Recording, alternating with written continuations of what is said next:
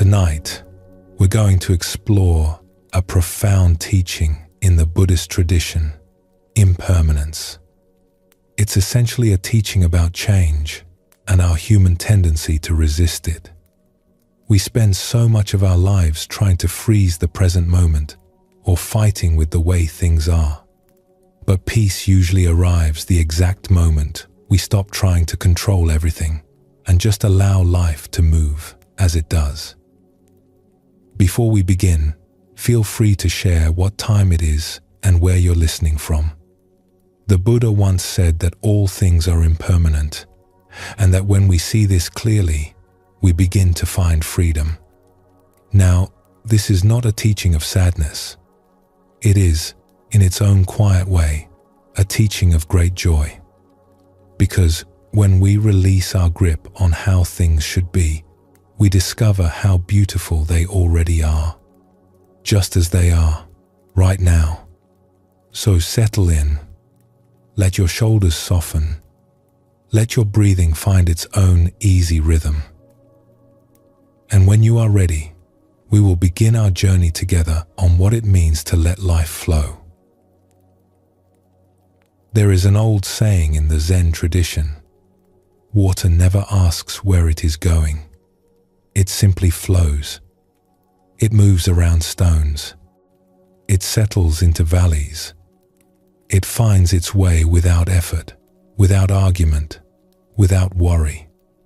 And in this, the ancient teachers tell us, water is our greatest instructor. Because the life that moves through you right now, the breath in your lungs, the feelings rising and falling in your chest, the thoughts drifting across your mind like clouds, all of it is flowing. All of it is moving. And the invitation, the gentle invitation at the heart of Buddhist teaching, is not to stop that flow. It is to rest within it. The Buddha spoke of this often. He said that everything we experience is like a river. Our sensations are a river. Our feelings are a river. Our thoughts, our perceptions, even the sense of who we are, all of it is moving, changing, flowing onward. And he said this not to frighten us, but to free us. Because when we truly understand that we are part of a living, breathing river, we can finally stop clinging to the banks and let ourselves be carried. Tonight, we begin here, with the river, and with a single drop of water. Let us explore a story about a Zen master who, late in his life, traveled to see a great waterfall in the mountains. He had heard of this waterfall for many years. Students had described it to him. Travelers had spoken of its power. And so one autumn, when the leaves were beginning to turn and the air carried just the first hint of coolness, he made the journey. It was not a short one. The path wound upward through dense forest, through groves of old trees whose branches filtered the light into soft golden patterns on the ground. The sound of the water reached him long before he could see it. And then, there it was. The waterfall was enormous. Hundreds and hundreds of feet of water falling from the cliff above, pouring down in a great white curtain against the dark stone. The sound was like nothing else. Not quite thunder, not quite wind. Something deeper. Something that you felt in your chest as much as you heard with your ears. The mist rose from the base and drifted through the trees, catching the light, making small rainbows that appeared and vanished and appeared again. The Zen master stood quietly for a long time, just watching. From where he stood, the waterfall looked like a single thing. One great sheet of water, smooth and unbroken, falling as a whole, like a curtain of white silk hung from the top of the mountain. Beautiful, continuous. One. But then he walked closer, and as he did, something changed. The closer he came, the more he could see that the curtain was not a curtain at all. It was made of individual drops. Thousands upon thousands of tiny, separate drops of water, each one falling on its own, each one catching the light in its own way, each one making its own small journey from the top of the cliff to the pool below. He stood in the mist and watched these drops, and a thought came to him, gently, the way thoughts do when the mind is quiet. "What a difficult thing it must be," he said softly, "for each little drop." A student who had accompanied him on the walk looked up. "What do you mean, teacher?" The master gestured toward the waterfall. "Just a moment ago, that drop was part of the river above. It was flowing, along with all the other water, surrounded, held, connected. And then it reached the edge. And now it is falling, all by itself, through the open air. Separate. Alone. A long, long way down." The student watched the water falling and said nothing for a while. Then the master smiled. "Does that not feel familiar?" Perhaps it does feel familiar. Perhaps you know something of what it is like to feel like a single drop falling through open air. There are times in life when we feel deeply connected, held, part of something larger. And there are other times when we feel as though we have come loose from all of that. When we feel small and separate and on our own.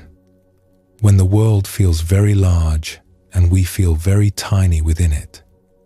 The Buddhist teachings have a beautiful word for this feeling. They call it the illusion of separation.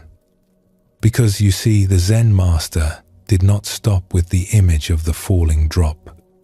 He went further. "But look," he said to his student, "watch what happens when the drop reaches the bottom." They both looked. The drops fell, one after another, hundreds of feet through the air, turning and catching the light. And then, at the base, each one met the pool below. There was a soft sound, a gentle merging, and the drop was no longer a drop. It was water again, part of the stream, part of the river, flowing onward. "You see?" the master said quietly. "It was never really separate. Even while it was falling, it was still water. It was still part of the whole. It only felt alone." He paused, and then he added something that his students would remember for a long time. Whether it is separated into drops or not, water is water. And life, whether it feels broken into pieces or whole, is still life. When we understand this, truly understand it, we do not need to be afraid. We can even enjoy the falling. This is the first gentle teaching the Buddha offers us about change. That we are not separate from the flow of life, even when it feels that way. Even in the moments when we feel most alone, most adrift, most uncertain, we are still part of the river. We are still held. And there is something else in this story, something even more tender. Notice that the Zen master did not say, "You should not feel afraid." He did not say, "Stop being a drop and become the river." He simply said, "When you understand what you truly are, you can even enjoy the falling." That is a very different kind of teaching from what we often hear. We are so often told to fix ourselves, to overcome our fear, to push past our sadness, to arrive somewhere better than where we are. But this old Zen master, standing in the midst of a great waterfall, offered something else entirely. He offered the possibility that right here, in the middle of the fall, in the middle of the change, in the middle of the not knowing, there is a kind of peace available. Not because the falling stops, but because we remember what we are made of. Think about your own life for a moment. Think about the changes that have already carried you here, to this very night, to this very breath. There were seasons you did not expect.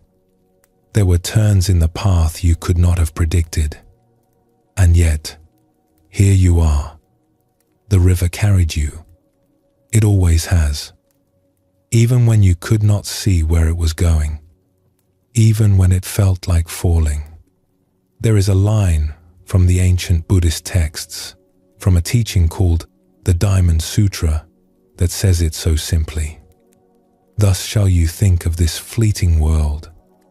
A star at dawn, a bubble in a stream, a flash of lightning in a summer cloud, a flickering lamp, a phantom, and a dream. These are not words of sadness. Listen to them again, gently. A star at dawn, a bubble in a stream. These are some of the most beautiful things in the world. Brief, yes. Passing, yes. But luminous. Precious beyond measure. And what makes them precious is the very fact that they do not last. The star at dawn is beautiful because the sky is about to change. The bubble catches the light for just a moment and then is gone. And in that moment, it is perfect. This is the gift hidden inside the teaching of change. That impermanence is not the enemy of beauty. It is the very thing that makes beauty possible. A poet once wrote a small prayer that captures this feeling perfectly. It goes like this. Little breath, breathe me gently. Row me gently, for I am a river. I am learning to cross. Let those words settle for a moment. Little breath, breathe me gently. There is such tenderness in that. Such willingness to be carried. The poet is not asking to control the river, or to stop it, or to know where it is going. The poet is simply asking to be breathed, to be moved, to be part of the crossing. And this is what happens when you sit quietly and pay attention to your own breathing. You begin to notice something remarkable. You are not really doing the breathing. Oh, it feels that way at first. It feels as though you are the one deciding to inhale and exhale, the one in charge of the whole operation. But if you sit with it long enough, if you let your attention soften and simply watch, you notice that the breath is breathing itself. It comes in on its own. It goes out on its own. It has been doing this since the moment you were born, without you needing to think about it even once. And when you notice this, something begins to shift. You start to feel that your breathing is not just your own. It is part of something much larger. The trees outside your window are breathing too, in their own slow way, drawing in what you breathe out, offering back what you need. The ocean breathes, rising and falling with the tides. The seasons breathe, expanding into summer and contracting into winter and expanding again. Even the earth itself, the ancient teachers would say, has a rhythm, a pulse, a kind of breathing that has been going on for longer than we can imagine. And you are part of it. Right now, in this breath, you are woven into the breathing of the whole living world. The Buddha described this beautifully. He said that what we call a person is really a meeting place of rivers. Rivers of sensation, rivers of feeling, rivers of thought, rivers of perception, all flowing through us, all changing, all moving. And that when we sit quietly and notice this, we begin to see that we are not a solid, fixed, separate thing at all. We are a process. We are a flowing. We are the river, pretending for a little while to be a drop.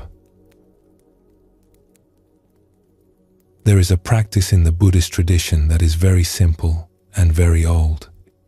It is called mindfulness of breathing, and it asks nothing more of you than this: to sit and to feel your breath and to let everything else be as it is. You do not need to breathe in any special way. You do not need to slow your breathing down or deepen it or count it. You simply notice it. The cool air entering your nostrils, the gentle rise of your chest or your belly, the soft release as the breath leaves you. And then the next one comes, all on its own, without you needing to fetch it. And as you rest here, breathing, you might begin to feel what the Zen master felt at the waterfall, that you are not separate from life, that you are not a small, isolated drop falling through empty space. You are water. You have always been water, and the river has never, not for a single moment, let you go. If a thought arises while you rest here, let it come. Let it float across the surface of your mind like a leaf on a pond, and then let it drift away. You do not need to chase it. You do not need to push it under. Just let it be and return gently to the breath. Another thought will come. That is perfectly fine. That is what minds do. They produce thoughts the way rivers produce ripples. It is their nature. And your nature, the deeper nature beneath all those ripples, is something much more still. In the Zen tradition, they sometimes say that meditation is not about stopping your thoughts. It is about discovering the sky behind the clouds. The clouds are always moving, always changing shape, sometimes dark, sometimes light. But the sky itself is always there, vast, open, unmoved, and you are the sky. This is the heart of tonight's teaching. That change is not something happening to you. It is something happening through you. And the peace you are looking for is not waiting at the end of the fall. It is here, now, in the falling itself, in the breath itself, in the soft, continuous flow of this one precious life. The old teachers called this finding your composure in change. Not fighting it, not running from it, not pretending it is not happening, but resting in it the way a leaf rests on the surface of a stream, carried gently, held completely, going where the water goes. And so perhaps, as you rest here tonight, you can let yourself be the leaf. You can let yourself be the drop. You can let the river carry you, knowing that it always has, knowing that it always will. You are held by something much larger than your worries, much older than your plans, much wiser than your busy thinking mind. You are held by life itself. And life, as the Buddha gently reminds us, is always flowing, always finding its way. Let us pause for a moment here. Notice how you are feeling. Notice the breath moving in your body, soft and steady, all on its own. There is nowhere you need to be but here. And when you are ready, we will continue together.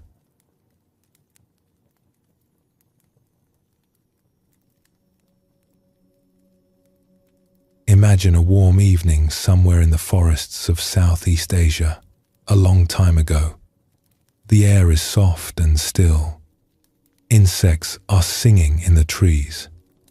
A small group of students are sitting on the wooden floor of an open-air hut, and their teacher, an old monk, with a weathered face and very bright eyes, is pouring tea.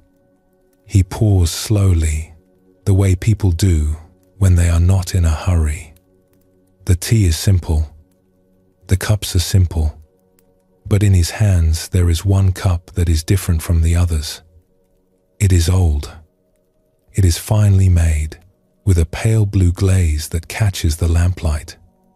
Someone had given it to him as a gift years ago, and he loved it. He drank from it every day. One of the students noticed the cup and said, "Teacher, that is a beautiful cup." The old monk held it up and turned it gently in the lamplight. "It is," he said. "I am very fond of it. Are you not afraid of breaking it?" The student asked. "It looks so delicate." The monk smiled, and then he said something that none of them would ever forget. "For me," he said, "this cup is already broken." The students looked at one another. The cup was right there in his hand, perfectly whole. "I know," the monk continued, "that one day I might place it on the edge of the table and my elbow will knock it off.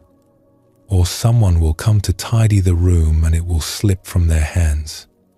Or perhaps a storm will come and the roof will leak and the shelf will warp and the cup will fall. Someday it will break. This I know for certain." He paused and took a sip of tea, unhurried. "And because I know this," he said, "I do not hold it with fear. I hold it with love. I drink from it. I admire the way the light moves across the glaze. I enjoy it completely, today, right now, in this moment. And when the day comes that it breaks, I will not say, 'How terrible.' I will say, 'Yes, of course.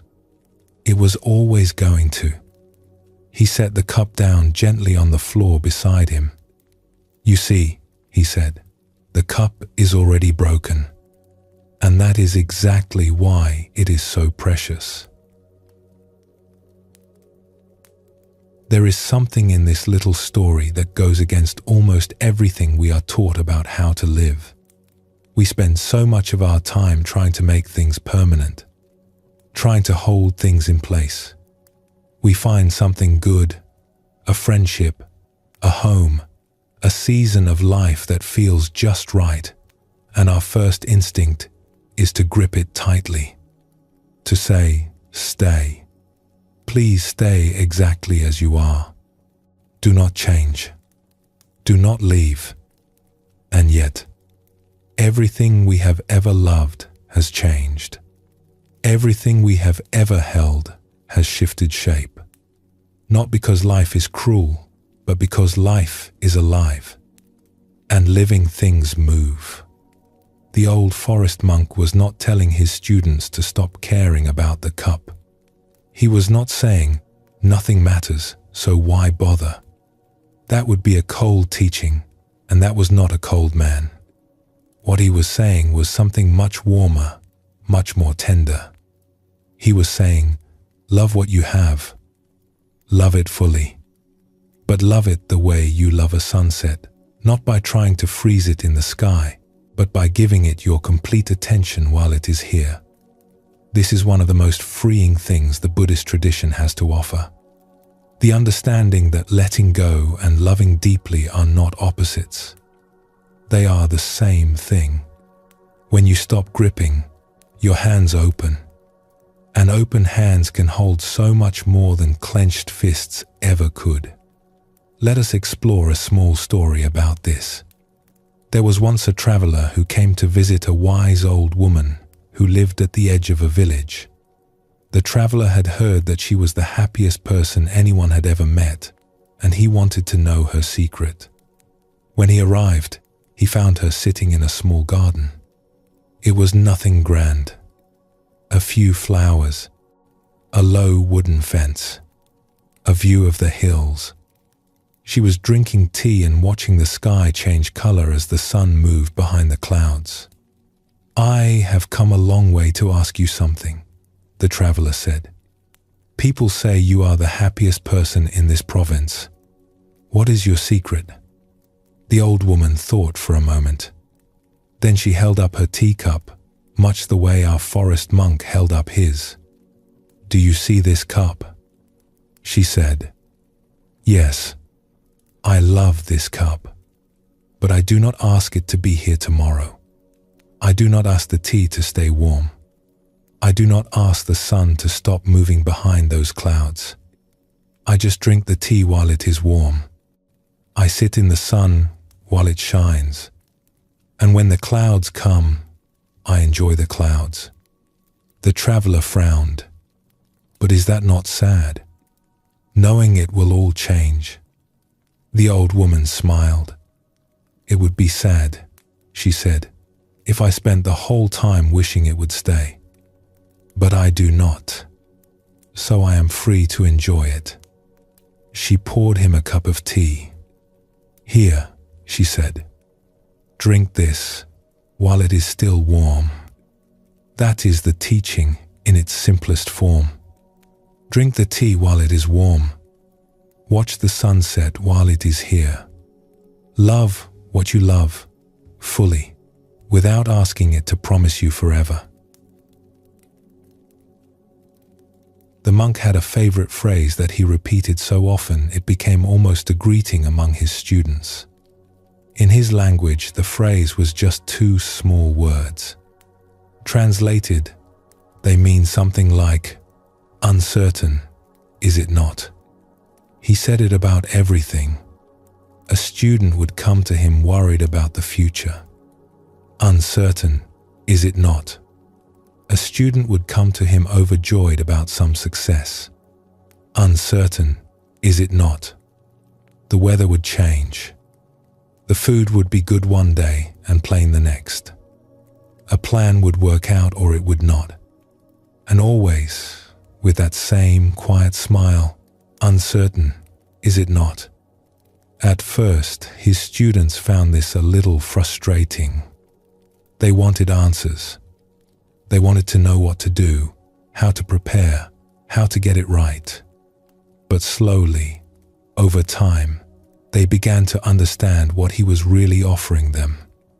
He was offering them rest. Because think about it. How much of your worry comes from the belief that you are supposed to know what is going to happen? How much of your tension comes from trying to predict, to control, to make sure that tomorrow looks the way you want it to? And what if you simply allowed yourself to say, gently, I do not know. I do not know what will happen. And that is all right. The monk would sometimes laugh after saying it, his eyes crinkling at the corners. Uncertain, he would say. So relax. That, so relax, is the part most people miss. Uncertainty is not an invitation to panic. It is an invitation to soften, to let the shoulders drop, to stop carrying the weight of a future that has not arrived yet and may never arrive in the form you expect. You can try this right now, very gently. Think of something you have been worrying about, something you have been turning over and over in your mind, trying to figure out, trying to control. And now, just for this moment, set it down. You do not have to solve it tonight. You do not have to know how it will turn out. You can simply say, softly, uncertain, and feel the relief in that. Feel the breath come a little easier. Feel the space that opens up when you stop demanding that the future reveal itself before it is ready. The monk understood that this was not laziness or carelessness. It was trust. A deep, quiet trust in the unfolding of things. The kind of trust that allows a seed to rest in the dark earth without panic, knowing that the right season will come. There is a beautiful old saying, attributed to a writer from another tradition, that goes like this: there are 3 rules for living a good life. Unfortunately, nobody knows what they are. It is a joke, of course. But like many good jokes, it rests on something true. We do not know the rules. We never have. We feel our way forward, day by day, moment by moment, the way a person reads Braille, with the fingertips, slowly, feeling each small bump and curve before understanding the word. And this too is a kind of freedom.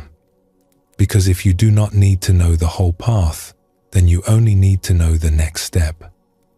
And the next step is usually quite simple. It is usually just this: be here. Pay attention. See what is in front of you. Respond with as much kindness as you can. The Buddha himself spoke of this simplicity. He said, "Do not dwell in the past. Do not dream of the future. Concentrate the mind on the present moment, not because the past and future do not matter, but because the present moment is the only place where your life is actually happening. It is the only cup you can drink from, and it is here, right now, in your hands. And when you walk through life this way, one step at a time, feeling your way, something interesting begins to happen. You start to notice things you would have missed if you were rushing ahead to the next destination. The quality of the light in the room, the sound of rain beginning on the roof, the way someone's face softens when they feel truly heard. These small, quiet things turn out to be the richest part of being alive, and they are available to you in any moment you choose to pay attention. The old teachings call this waking up, not to something new, but to what has been here all along. You might notice, as you listen to all this, that the teaching of the broken cup is really the same teaching as the river and the drop, just seen from a different angle. The river teaches us that everything flows. The cup teaches us that everything will one day return to the earth. And both of them, gently, kindly, are saying the same thing. You do not need to hold on so tightly. You can open your hands. You can soften your grip. And when you do, you will find that you have not lost anything at all. You have gained the freedom to truly enjoy what is here. There is a poem in the Zen tradition that says, "Sitting quietly, doing nothing. Spring comes, and the grass grows by itself." It is such a gentle image. You do not make the spring come. You do not force the grass to grow. You simply sit and allow, and trust that life knows what it is doing. And it does. It always has. The old monk in the forest knew this. That is why he could hold his beautiful cup with such ease, such grace. He was not pretending that it would last forever. He was not telling himself a comforting story about permanence. He was simply present. Here, now, with this cup, with this tea, with this lamplight, with these students, with this breath. And because he was fully present, the moment was enough. It was more than enough. It was everything. Think of the people you have known who seem to carry this kind of ease. Perhaps a grandparent who could sit on the porch for hours, perfectly content, watching the light move across the garden. Perhaps a child, completely absorbed in the pattern a stick makes as it drags through sand. They are not doing anything extraordinary. They are simply allowing themselves to be fully in the moment they have been given. And there is something luminous about them when they do. The Buddha had a word for this quality. He called it composure. Not stiffness, not control, but a kind of settled, open calm. The way a mountain sits in the changing weather. Rain comes, and the mountain does not flinch. Sun comes, and the mountain does not chase it. The mountain simply abides, present, steady, at ease with whatever the sky brings. And that is perhaps the deepest teaching hidden in this story. That when we stop asking the moment to be more than it is, when we stop asking it to last longer, to promise us something, to guarantee the future, we discover that the moment itself is astonishingly full, rich beyond measure, a whole world in a cup of tea. So as you rest here now, you might let your own hand soften a little. Whatever you have been holding on to today, whatever you have been gripping, you can set it down for a while. It will still be there in the morning if you need it. But right now, in this gentle space between waking and sleep, you can let it go.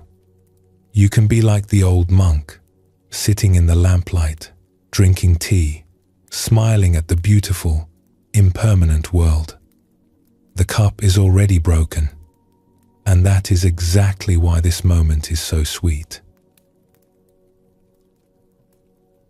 Let us rest here for a breath or two. Feel yourself right where you are. There is nothing to hold, nothing to solve, just this soft, easy moment. And when you are ready, we will continue together.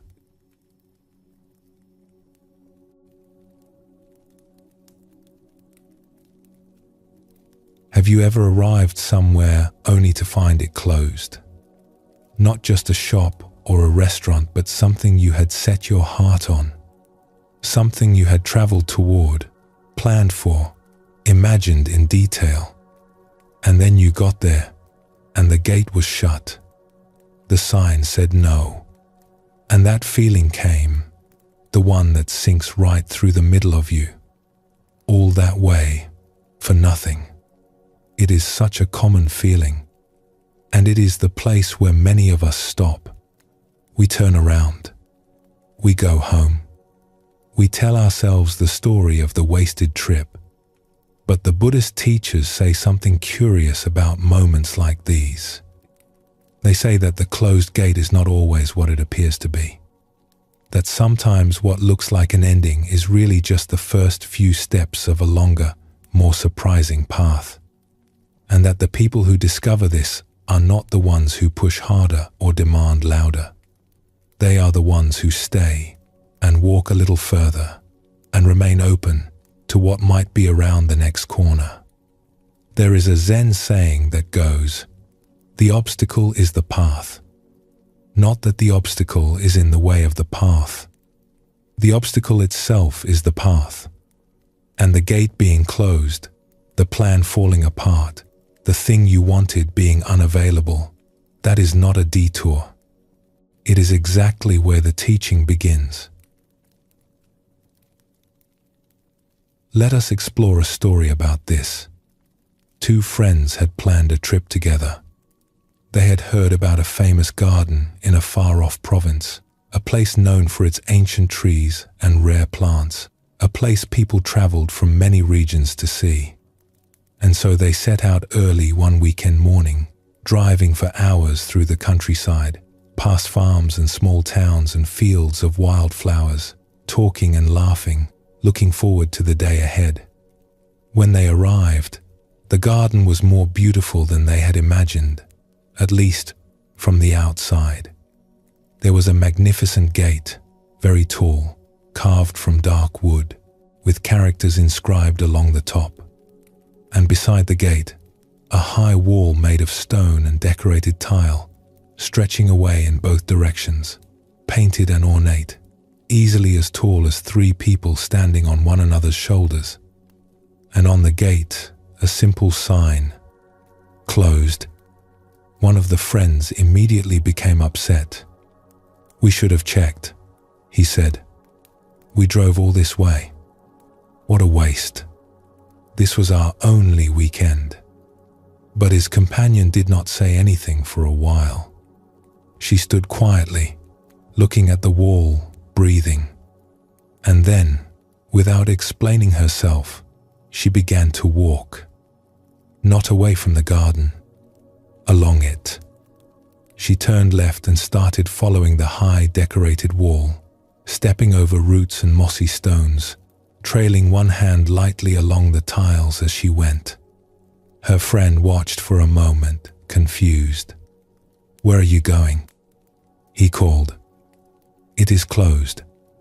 "I know," she said, not turning around. "I am just going to walk." And so he followed her, reluctantly at first, still holding on to his frustration. They walked in silence for a few minutes, the wall stretching on beside them, tall and solid and covered in beautiful old tiles. He was composing complaints in his head. He was making a case for why the day was ruined. And then something unexpected happened. After perhaps a few hundred yards, the wall simply stopped. It did not end at a corner or turn into a fence. It just stopped. Because it was only a facade. The entire grand wall, the one that had seemed so imposing and permanent and impossible to get past, was only a front. Behind it, and beside it, and stretching away in every direction, the garden was completely open. There was no fence. There was no barrier. There had never been one. Only the illusion of one at the entrance. They looked at each other, and then, without a word, they walked right in. The garden was more beautiful than either of them had imagined. Ancient trees with thick, gnarled trunks stood in long rows, their branches curving gracefully overhead like the arms of old friends reaching toward one another. There were paths of smooth stone winding between beds of moss and fern. Small pools reflected the sky.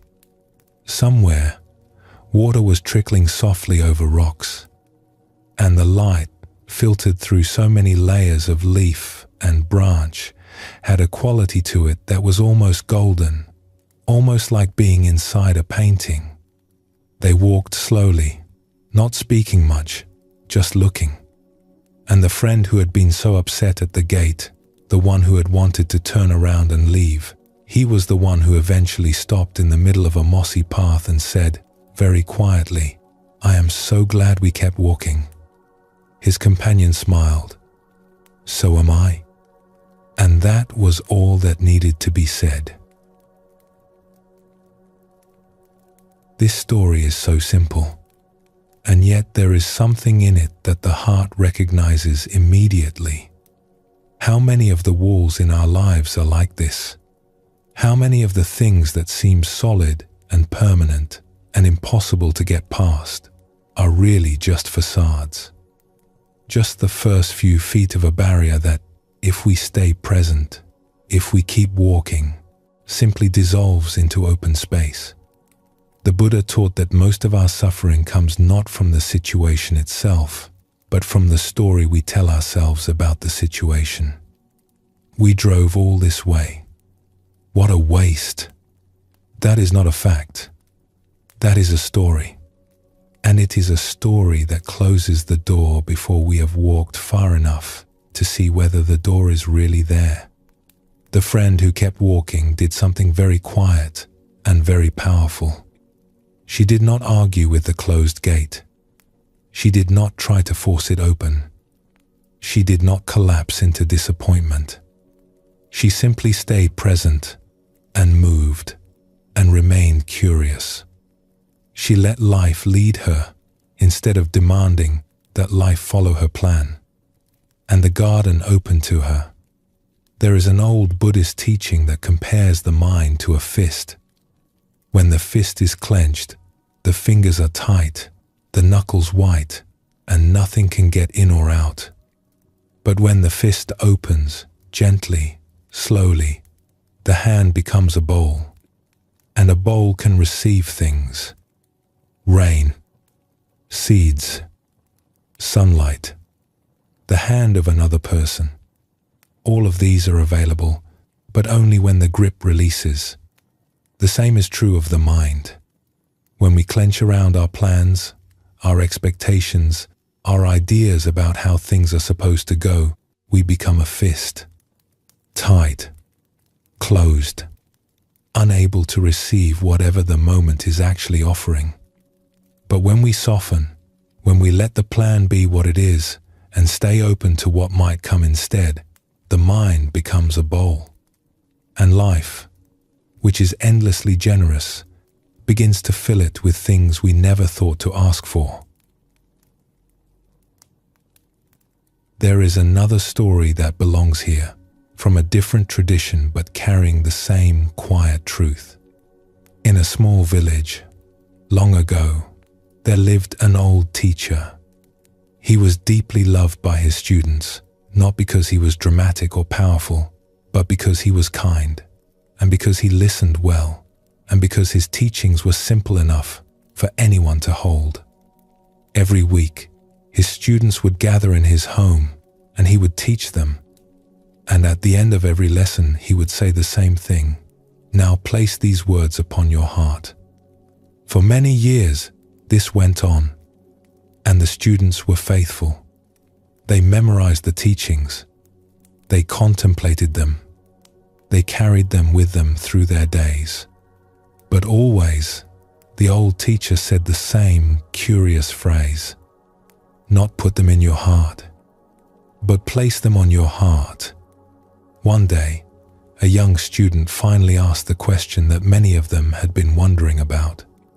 "Teacher," she said, "why do you always say on the heart?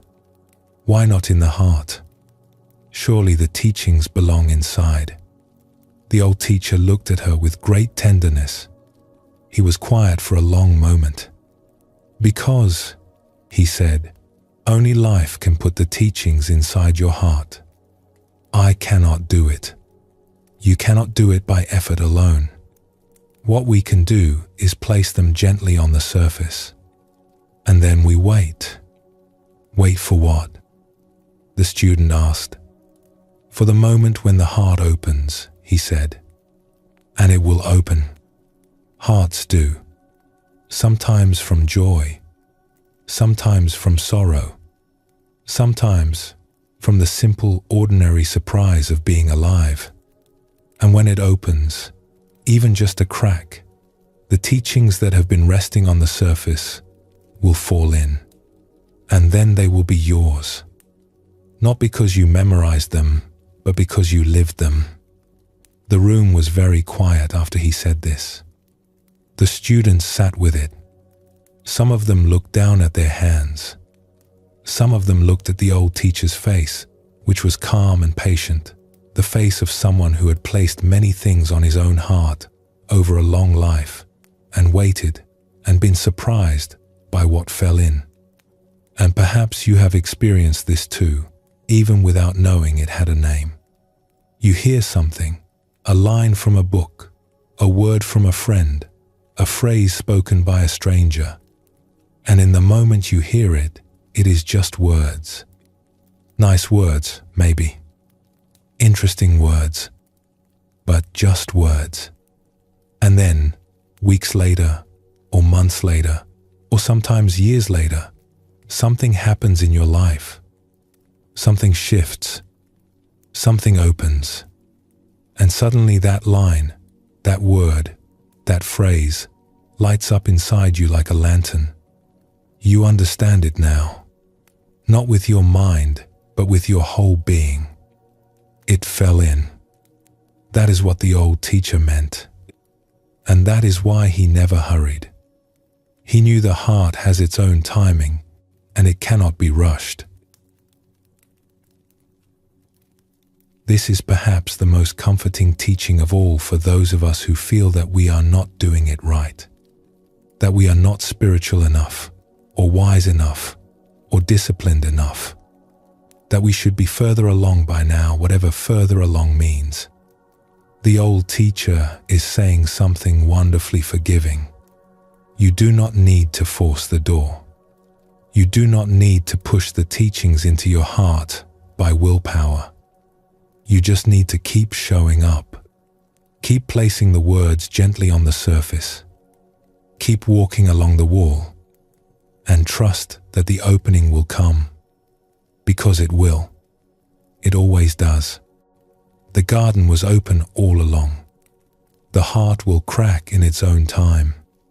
And when it does, everything you have been carrying, every gentle word, every quiet teaching, every story that made you pause for just a moment, will fall in like rain falling into the earth. Softly, naturally, without force. And here, once again, we find the thread that runs through tonight's journey. The river flows without being told where to go. The cup does not need to last forever to be beautiful. And the garden does not need the gate to be open, because the gate was never really the only way in. Life is always wider, more generous, more open than the narrow entrance we fixate upon. There is always another way around. There is always more space than we think. The Buddha said, "When conditions are sufficient, things manifest." This is not a teaching about effort. It is a teaching about patience, about trust, about letting the seasons do their work. The seed does not struggle to become a tree. It simply rests in good soil and waits for the rain. And in its own time, it becomes what it was always going to become. You might think of your own life right now. Whatever closed gates you are facing, whatever plans have not unfolded the way you hoped, whatever walls seem tall and solid and impossible, you do not have to break them down. You do not have to climb them. You can simply start walking. Stay present. Stay gentle. Stay curious. And see what opens. Perhaps you can do this tonight. Perhaps you can stop trying so hard. Stop gripping so tightly. Stop demanding that the gate open on your schedule. And instead, simply walk. Simply breathe. Simply rest. And trust that the garden is there, just around the bend, waiting for you, open and green and full of things you have not yet imagined. Let us pause gently here. There is no rush. The garden is not going anywhere. Just notice this moment, this quiet breath, this feeling of being held in something larger than yourself. And when you are ready, we will continue on together.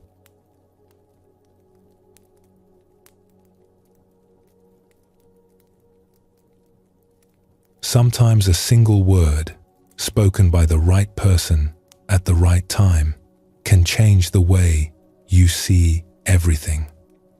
Not a long speech, not a book full of philosophy.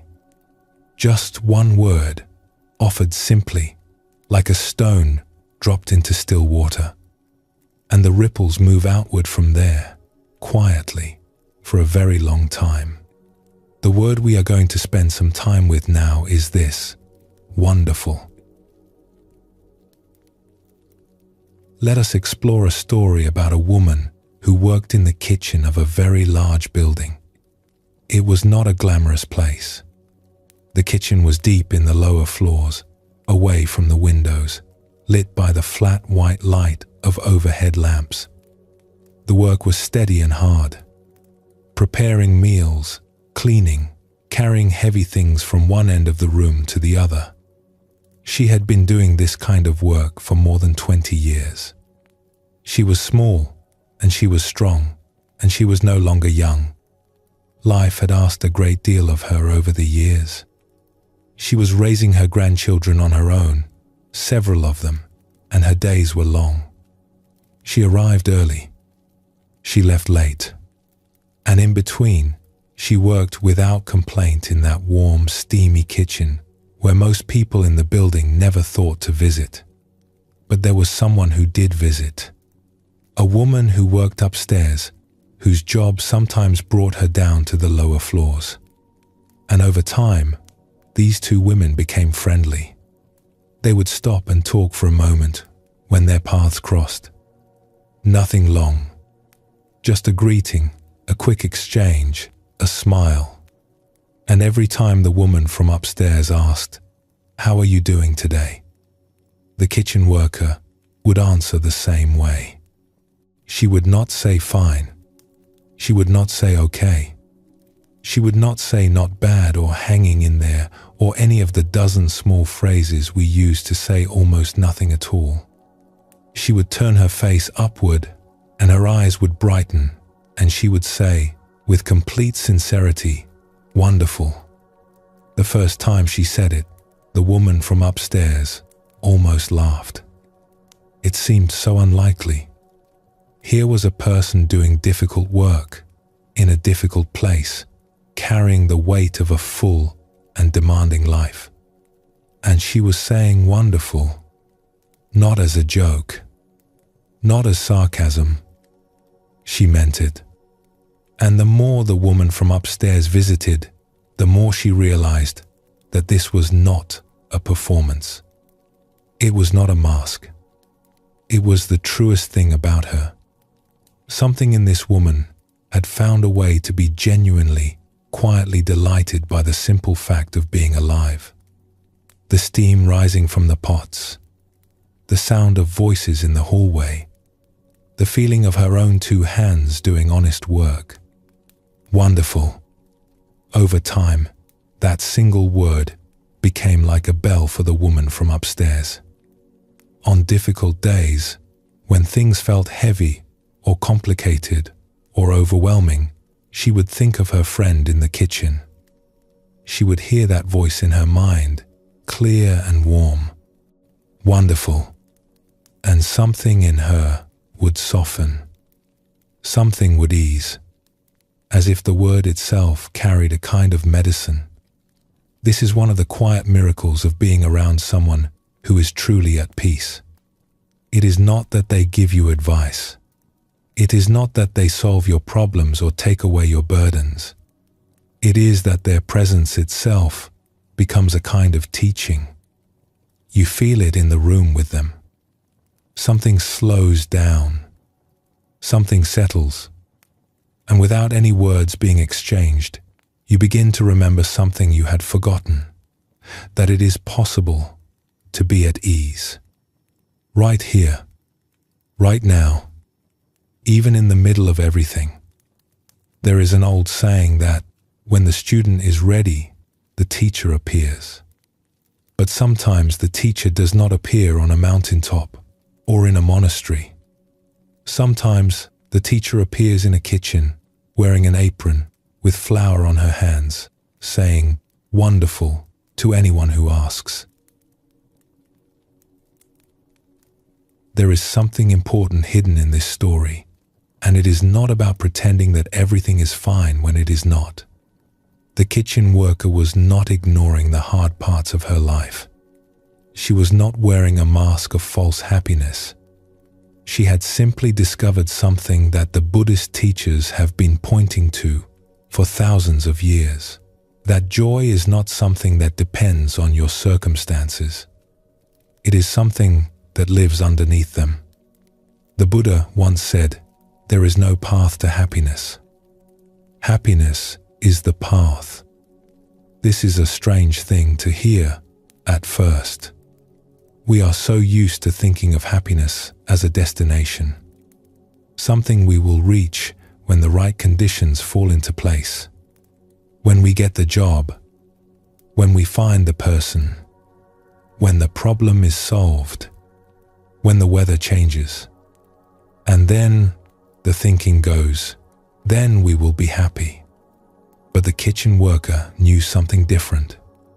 She knew that if you wait for the conditions to be perfect, you will wait forever. Because conditions are never perfect. They are always shifting, always incomplete, always a mix of things you would choose and things you would not. And happiness, real happiness, is not the absence of difficulty. It is the willingness to be present for all of it. To stand in the kitchen with the steam and the hard work and the long hours, and to notice that you are alive and that this in itself is something extraordinary. Wonderful. There is a gentle teaching in the Zen tradition about what it means to wake up in the middle of ordinary life. Not to escape it, not to transcend it, but to suddenly see it clearly, just as it is, and to be astonished by it. Let us explore a story about a monk who had a dream one night. In the dream, he was invited to attend a class at a great school of music. He was very excited. He loved music and the teacher of this class was said to be remarkable. But when he arrived at the classroom and sat down, he learned that every new student was expected to stand and play a musical instrument for the class. His heart sank. He did not play any instrument. He had no flute, no drum, no stringed instrument of any kind. He sat there, watching the other students take their turns. One played a beautiful melody on a wooden flute. Another struck a small drum in a rhythm that seemed to echo the heartbeat. Another drew a bow across the strings of an instrument that sang like a human voice. Each one was skilled. Each one had something polished and practiced to offer. And with each performance, the monk's unease grew. What could he possibly offer? He had nothing.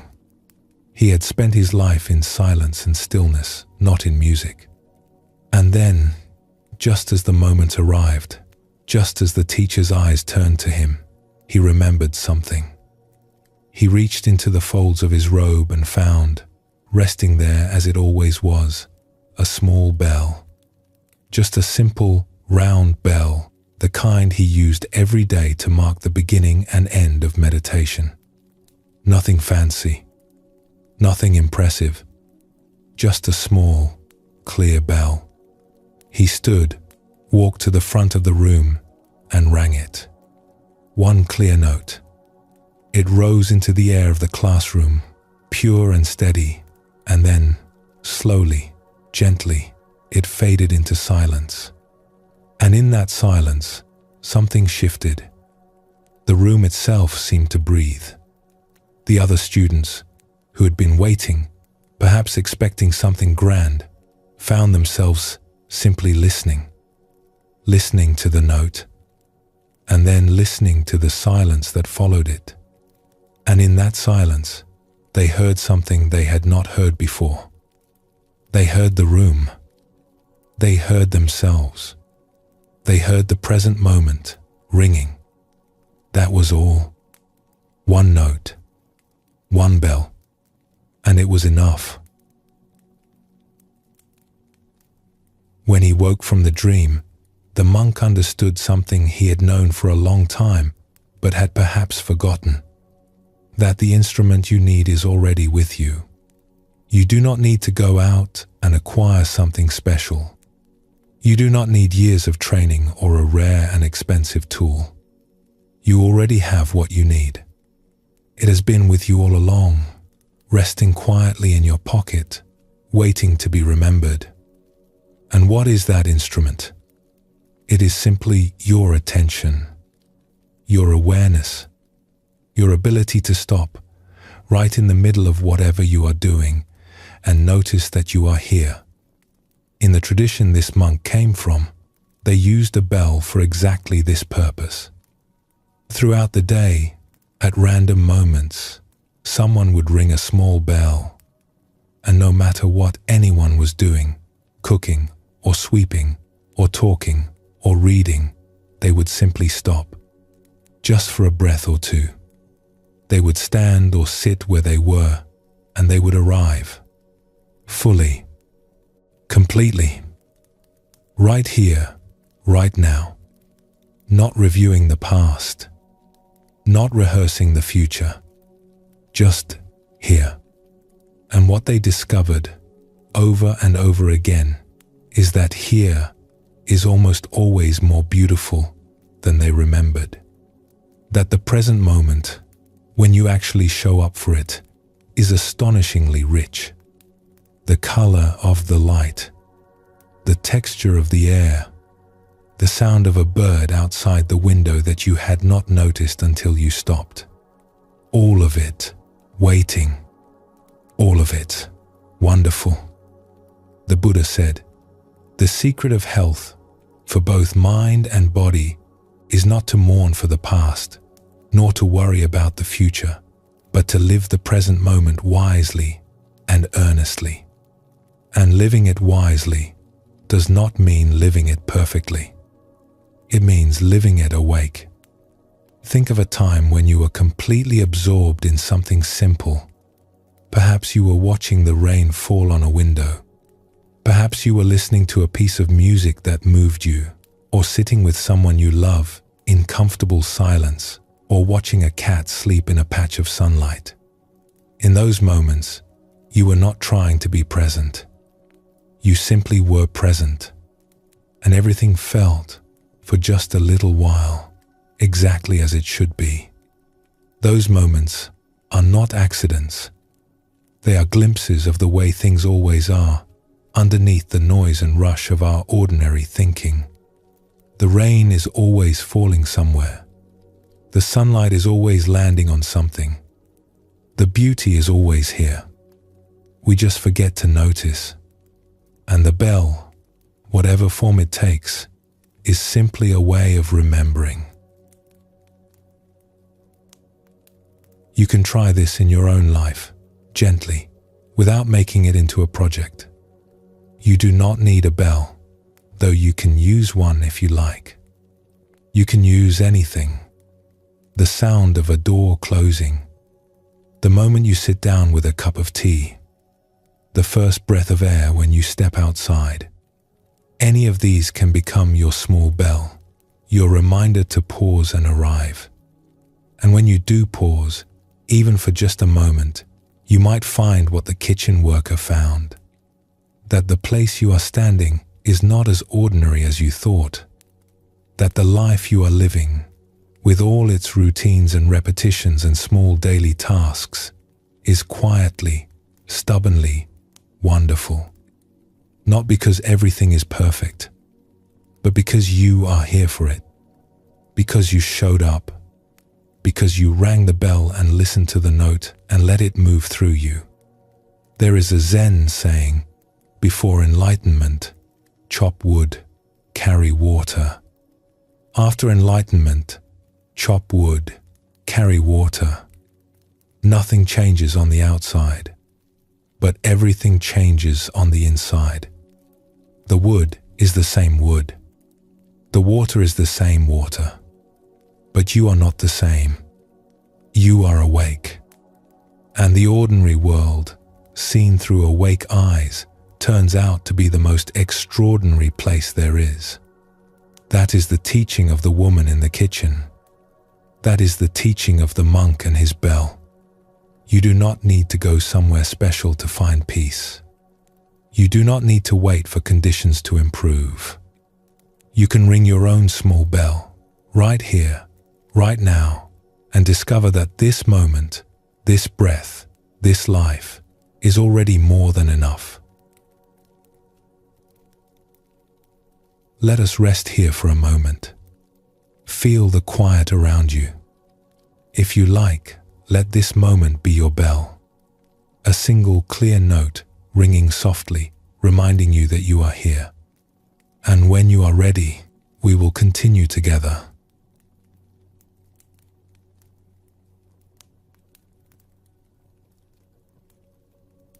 If you have ever stood at the edge of the ocean, you know the feeling. The wind pulls at your clothes. The waves come in, one after another, some tall, some low, some breaking white across the rocks, some sliding gently up the sand and pulling back again. There is so much movement, so much sound, so much restless, beautiful energy on the surface. But if you have ever put your head beneath the water, even just a few inches, you know that something else is happening too. Below the surface, the noise falls away. The churning calms, and the deeper you go, the stiller it becomes. Down near the floor of the ocean, where the sand is soft and the light is dim and blue, there is a quiet that is hard to describe. Not empty, not lifeless, just very, very still. The storms above are still happening. The waves are still breaking. But down here, they are distant. A gentle swaying, nothing more. The Buddha used this image when he talked about the human mind. He said that awareness, our deepest awareness, is like the depths of the ocean. And the things that happen to us, the pleasures and the pains, the praise and the blame, the things we gain and the things we lose. These are like the weather on the surface. Real, yes. Sometimes beautiful, sometimes rough. But not the whole of who we are. Not even close. There is a way that most of us live, and it is not our fault. It is simply what we are used to. We live on the surface. Something good happens and we rise. A kind word, a success at work, a beautiful morning. We feel wonderful, lifted, expanded, and then something difficult happens and we fall. A criticism, a disappointment, a plan that falls apart, and we feel heavy, contracted, low, up and down, all day long, all year long, like a small boat on a big sea, tossed this way and that by every wave that comes along. The Buddhist teachers called these the winds of life, and they noticed that they always come in pairs. Pleasure and pain, gain and loss, praise and blame, things going your way and things not going your way. And the crucial thing they noticed is this: no one escapes them. No one. Not the wisest person, not the kindest, not the most successful, not the most humble. Everyone, everywhere, in every time, feels these winds blowing through their life. The question is not whether the winds will blow. They will. They always do. The question is where you stand when they do. Let us explore a small story about this. There was once a young student who came to visit an old teacher in the mountains. The student was frustrated. He said, "Teacher, I have been practicing for a long time now. I have been sitting in meditation. I have been trying to find peace, but my feelings still go up and down. I still feel happy one day and sad the next. I still get rattled by small things. What am I doing wrong?" The old teacher listened patiently. Then she said, "Come with me." She led him to the edge of a lake. It was a windy day, and the surface of the lake was covered in ripples. Small waves lapped against the rocks. Leaves and bits of twig floated on the surface, pushed this way and that. "What do you see?" the teacher asked. "I see a lake," the student said, "but it is disturbed. The wind is moving everything around." "Yes," the teacher said. "Now look deeper. What is below the surface?" The student knelt and peered into the water. Below the ripples, he could see stones on the bottom. He could see the soft, dark mud. He could see the stems of water plants, gently swaying but rooted. And down there, below all the surface movement, the water was calm. "Your feelings are the ripples," the teacher said. "They will always come and go. That is their nature. But you are not the ripples. You are the lake. And the lake, underneath it all, is still." The student thought about this for a moment. "But the ripples feel so real," he said. "When I am angry, I feel like I am the anger. When I am afraid, I feel like I am the fear. How do I remember that I am the lake?" The teacher smiled. "You are remembering right now," she said. "The fact that you can notice the anger, the fact that you can watch the fear, that is the lake seeing its own ripples. You have never been the waves. You have always been what holds them." She picked up a small stone and tossed it gently into the water. A ring of ripples moved outward from where it fell, spreading, widening, and then slowly, slowly dissolving back into stillness. "You see," she said, "the lake always returns to itself." The student sat by the water for a long time after that. He watched the wind come and go. He watched the ripples rise and settle. And slowly, something in him began to understand. Not with his thinking mind, but with something deeper. Something that felt like the bottom of the lake itself. This is not a teaching that asks you to stop feeling. That would be like asking the ocean to stop making waves. It would be unnatural, and it would be unkind. Your feelings are a beautiful, necessary part of being alive. The joy is real. The sadness is real. The frustration, the tenderness, the longing, the delight, all of it is real, and all of it matters. But there is something underneath all of those feelings that is also real. Something that does not rise and fall with every passing mood. Something steady. Something spacious. Something that can hold the joy and the sadness both, without being overwhelmed by either one. The Buddhist teachers called this awareness. Not thinking, not feeling, just the simple, open quality of being conscious. The knowing that is there before you decide whether something is good or bad. The seeing that is there before you form an opinion. Pure, gentle awareness, like the sky behind the weather. And the beautiful thing about this awareness is that you do not have to create it. It is already here. It has always been here. It is the part of you that has been quietly watching everything unfold since the very beginning. The part that noticed your first breath and will notice your last. The part that is not worried, not hurrying, not trying to fix anything. Just present. Just aware. Just still. You have touched this awareness many times, even if you did not call it by name. It is there when you wake in the middle of the night and lie still for a moment, before the thoughts start up, before the worries arrive. In that first instant of waking, there is just awareness, just the soft hum of being alive. No story yet, no judgment, just this. It is there when you stand at a window and watch snow falling, and for a moment you are not thinking about anything at all. You are just watching, just present. And in that moment, there is no problem to solve. There is no self to improve. There is just the snow and the light and the quiet and you. These moments pass quickly, usually.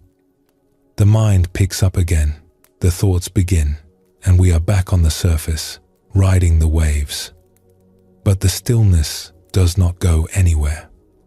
It is always there, waiting, patient as the ocean floor, ready to receive you whenever you are ready to sink down into it. There is a moment that sometimes comes on very clear nights, when you step outside and look up at the stars. And for just an instant, the ordinary world falls away, and you feel something vast. Not frightening, not lonely, just vast. You feel the immensity of the sky above you, and the slow turning of the earth beneath your feet, and the quiet fact that you are a small, warm, breathing creature on the surface of a world that is itself floating through an endless sea of light. There is a story about a person who once had the chance to look through a very powerful telescope on a clear night. And through the lens, they could see the face of our nearest star in extraordinary detail. They could see the surface shimmering. They could see the faint markings of distant features. And then they noticed something small, a tiny circle, barely visible, slowly moving across the face of that great light. It was a planet, one of the small worlds that circles the star, just as our world does. And in that moment, Looking at this tiny dot against the enormity of the star, something shifted inside them. They could feel, not just think, but feel, that we too are on one of those small worlds. That we too are circling a star. That this whole life, all of it, every worry and every wonder, is happening on a small, warm world adrift in an ocean of space. And instead of feeling small, they felt held, as if the vastness itself were a kind of embrace, as if being tiny in such an immense universe was not a problem but a gift, a reason to pay attention, a reason to be gentle, a reason to love this brief, beautiful life with everything you have. The Buddha said, in the end, only 3 things matter: how much you loved, how gently you lived, how gracefully you let go of things not meant for you. And perhaps that is easiest to remember on nights like these, when the sky is wide and the stars are clear, and you feel, just for a moment, how precious and how brief this whole adventure is. And here is where all of tonight's teachings come together, very gently. The river flows, and we flow with it. The cup is already broken, and that makes it precious. The garden is open, if we keep walking. The kitchen worker says wonderful and means it. And beneath all of it, beneath the river and the cup and the garden and the kitchen, beneath everything that moves and changes and comes and goes, there is a stillness, a depth, an awareness as wide and quiet as the floor of the ocean. You do not need to choose between the surface and the deep. You do not need to stop feeling in order to be at peace. You can love the waves and rest in the stillness. You can hold the cup and know it will break. You can ride the winds of life, pleasure and pain, gain and loss, praise and silence, and all the while feel the steady, unshakable ground of awareness beneath your feet. This is what the old teachers meant when they spoke of peace. Not the absence of change, but the presence of something that does not need to change. Something that simply is. Something that has always been here, quiet and patient, waiting for you to notice. So tonight, as you rest here, you might imagine yourself settling down through the layers. Let the surface thoughts drift by. Let the day's worries float on top like leaves on water. You do not need to push them away. You do not need to engage with them. Just let them be, and feel yourself sinking gently, slowly, into the deeper water, into the stillness that has been there all along, waiting for you, patient and calm and wide as the ocean floor. The winds of life will keep blowing. They always do. But you do not have to be the small boat anymore. You can be the ocean. Vast, deep, undisturbed at the core, holding everything calmly in the great embrace of awareness. Let us settle here. Feel the stillness beneath everything. You do not need to go anywhere.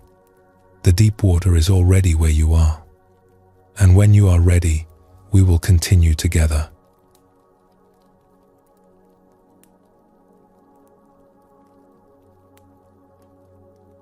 There is a truth about peace that is easy to miss, and it is this: peace alone is not enough.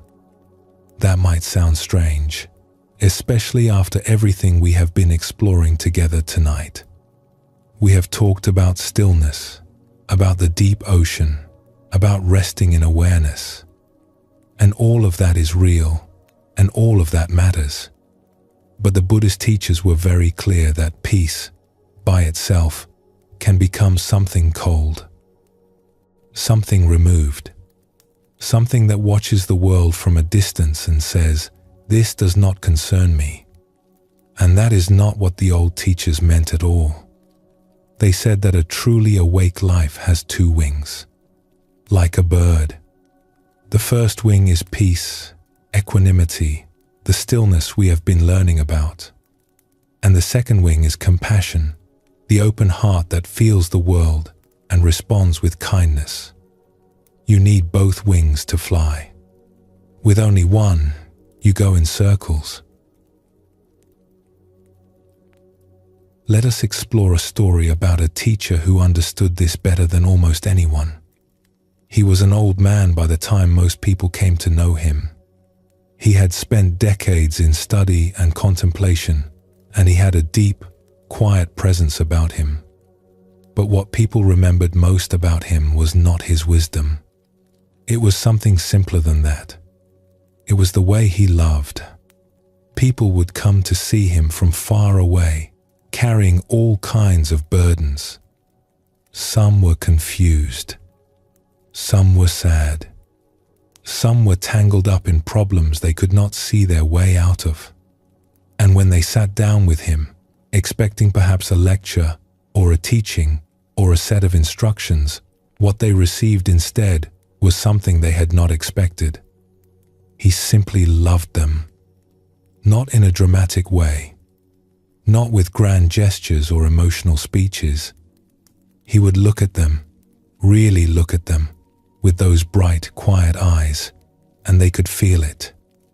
A warmth, a steadiness, a complete and total acceptance of who they were, right then and there, with all their mess and confusion and imperfection. One student said to him once, "Teacher, how do you manage to love everyone? Some of the people who come to you are so difficult." The old man laughed, a warm, easy laugh. "I do not see difficult people," he said. "I see people who are having a difficult time. That is a very different thing." The student thought about this. "But what about their problems? Do you not want to fix them?" "Oh no," the teacher said. "That is not my job. My job is to love them. The love will do whatever needs to be done. I just stay out of its way." There was something in the way he said this that was both very simple and very deep. He was not pretending that people's struggles did not exist. He saw them clearly, but he did not get tangled up in the drama of it. He did not take on their suffering as his own. He simply held them in a kind of warm, steady light, the way the sun holds everything it touches, without choosing favorites, without asking anything in return. And almost everyone who spent time with him left feeling lighter. Not because he had solved their problems, but because, for a little while, they had been in the presence of someone who was truly at peace and truly kind at the same time. And that combination, that peace and that kindness together, was like medicine for the heart. There is a small moment from one of his gatherings that captures this perfectly. A group of students had come to spend a week with him, and whenever someone shared something from their life, something honest and real, whether it was joyful or painful or confusing, the old teacher would listen very carefully.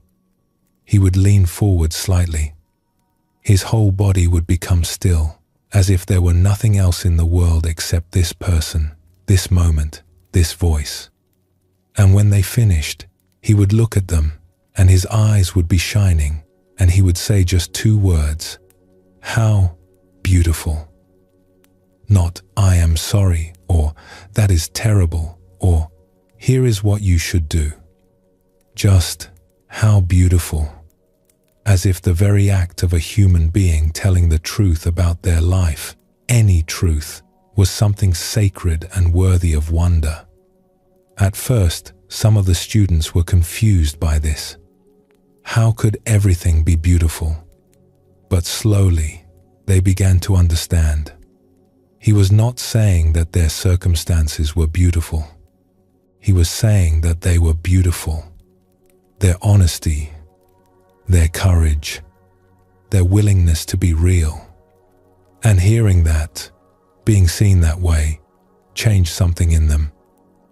It reminded them that underneath whatever they were going through, they were still whole, still worthy of love. The Buddhist tradition makes a careful distinction between compassion and what they call its near enemy. The near enemy of compassion is pity. And pity, though it looks like compassion from the outside, is actually quite different. Pity says, "Oh, you poor thing." It looks down. It separates.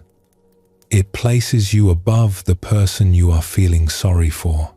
And in doing so, it creates a distance between you. Compassion says something else entirely.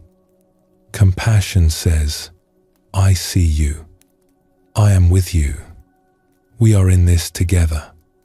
It does not look down. It looks across. It meets the other person exactly where they are, as an equal, as a fellow traveler on this mysterious road. The Buddha said, "Have compassion for all beings, rich and poor alike. Each has their suffering, not just the ones who look like they need help, not just the ones whose struggles are visible. Everyone. Because everyone, no matter how their life looks from the outside, is carrying something. Everyone is doing their best with what they have. And when you see this, truly see it, something in your heart softens. Not into weakness, into tenderness. And tenderness, it turns out, is one of the strongest things in the world. Let us explore a small teaching about perception that sheds light on why this kind of compassion matters. There is an old classroom exercise that has been passed down through generations of teachers. It goes like this. A teacher sets out 3 bowls of water in a row.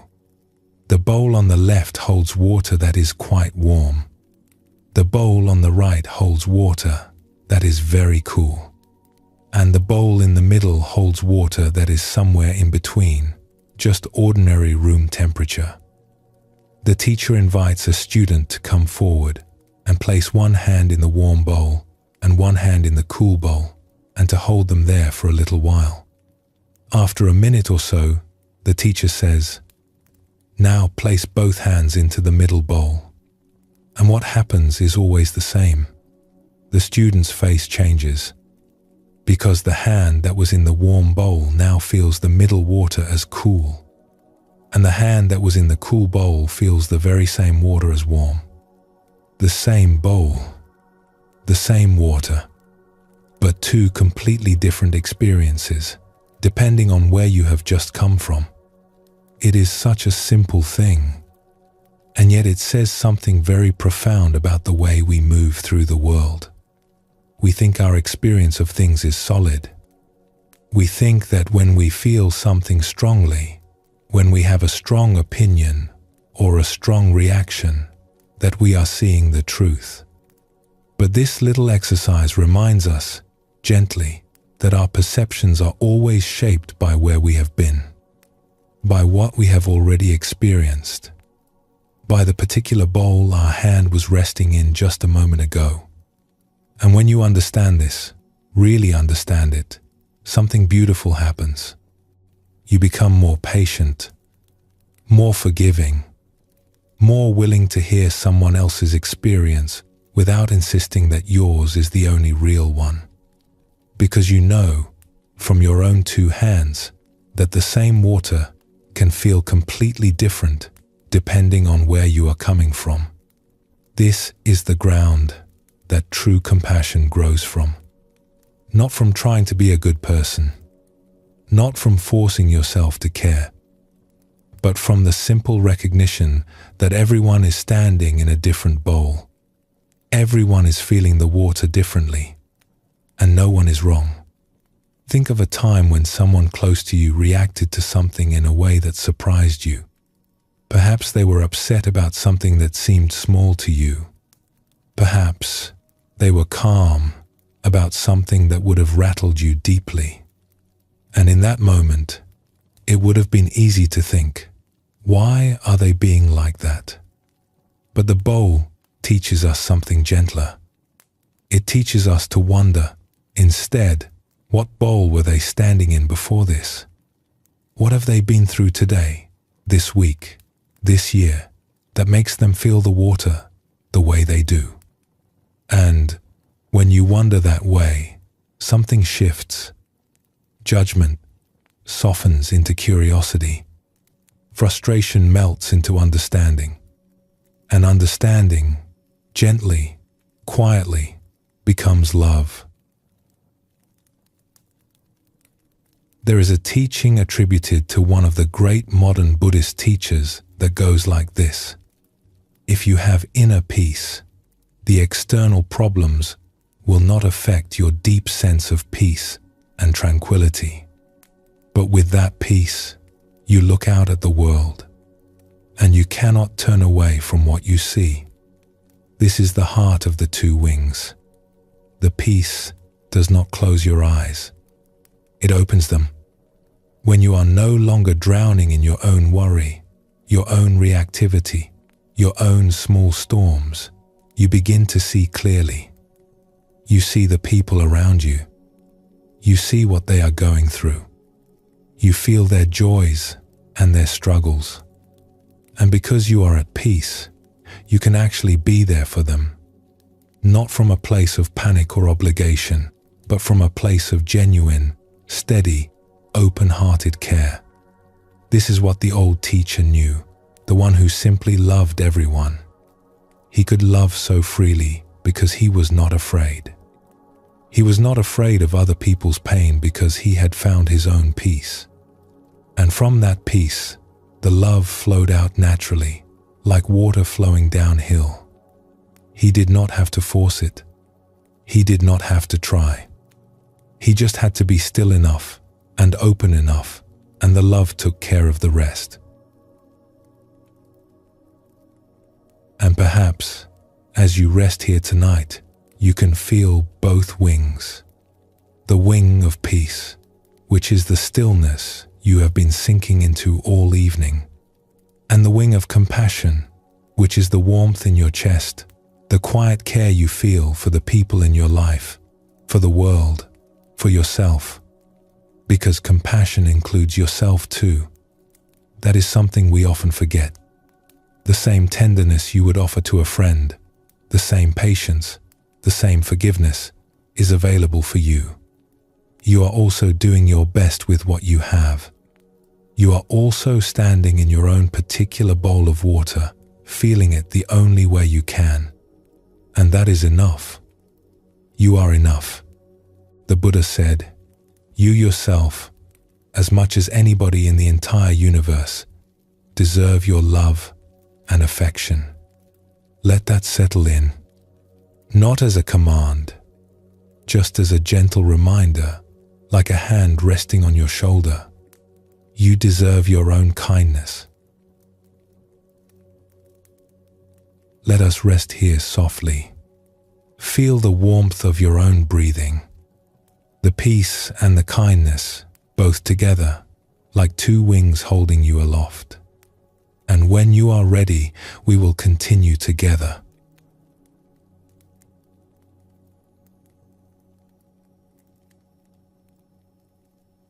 You may have noticed something about water that is perfectly still. When the surface is calm, when there is no wind and no disturbance, the water becomes a mirror. Trees appear in it, upside down but perfect.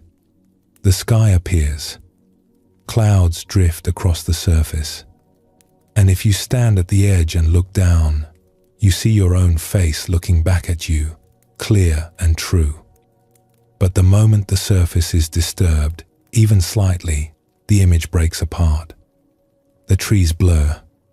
The sky fragments.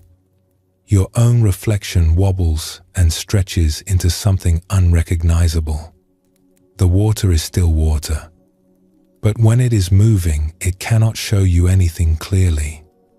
A poet once wrote, We can make our minds so like still water that beings gather around us that they may see their own images, and so live for a moment with a clearer, perhaps even a fiercer life because of our quiet. There is so much in those words. Let us stay with them for a while. What does it mean to become still water for another person? It does not mean becoming blank. It does not mean becoming passive or empty or withdrawn. It means becoming so settled, so present, so quietly at ease, that the people around you begin to see themselves more clearly. Not because you are telling them anything, not because you are fixing or advising or analyzing, but because in the presence of your stillness, the noise in their own minds begins to calm down. And when the noise calms, they can see. They can see themselves. They can see their situation. They can see what matters. You have probably been in the presence of someone like this. Maybe a grandparent, maybe a friend, maybe a teacher or a neighbor or someone you sat next to on a long journey. Someone who did not need to fill every silence with words.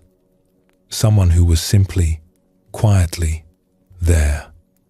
And in their presence, you felt something shift. Your shoulders dropped. Your breathing slowed. Your thoughts, which had been spinning in tight circles, began to loosen and drift apart. And underneath all that spinning, you found something you had been looking for without knowing it. Clarity, calm, a sense that things might, after all, be okay. That person was being still water for you, and they probably did not even know they were doing it. Let us explore a story about this. In a small town, there was a woman who kept a tea house. It was nothing fancy. A few low tables, some cushions on the floor, a shelf of teas in clay jars, and a window that looked out onto a garden. She had run the tea house for many years, and people came not just for the tea, though the tea was very good, but for something else they could not quite name. When you sat down in her tea house, something happened to you. The room was quiet, but it was not the quiet of an empty place. It was the quiet of a place that was deeply inhabited. The woman would bring your tea without hurry. She would pour it carefully, watching the stream of golden liquid fill the cup. She might say a word or two. She might not. And somehow, in that unhurried space, the thing that had been bothering you all day, the knot in your stomach, the loop in your mind, would begin to untangle. People would come in restless and leave rested. They would come in confused and leave with a strange sense of knowing, not that they had figured anything out, but that the figuring was not as urgent as they had thought. One regular visitor said, "I do not know what she does. She just pours tea, but I always leave feeling like I have been put back together." Another visitor, a young man who had been coming for several months, once tried to thank her for helping him through a difficult time. "You helped me so much," he said. "I do not know how to repay you." The tea house keeper looked at him with gentle surprise. "I did not do anything," she said. "That is exactly what helped," he said. And they both laughed softly, because it was true. She had not done anything. She had not given advice.